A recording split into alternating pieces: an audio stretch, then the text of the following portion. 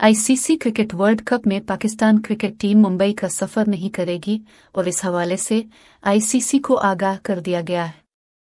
ज़राए के मुताबिक भारत में रवां बरस अक्टूबर में होने वाले वनडे वर्ल्ड कप में पाकिस्तान क्रिकेट टीम मुंबई सफर नहीं करेगी। पीसीबी ने इस हवाले से आईसीसी को आगाह कर दिया है।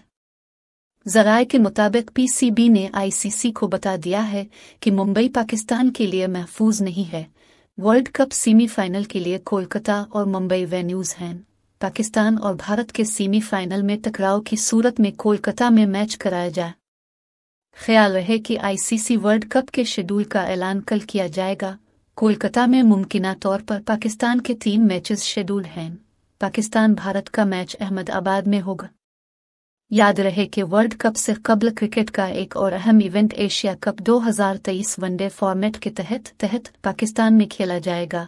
भारत के पाकिस्तान आने से इनकार के बाद पीसीबी ने हाइब्रिड मॉडल पेश किया था, जिसे एशियन क्रिकेट काउंसिल ने तस्लीम किया है।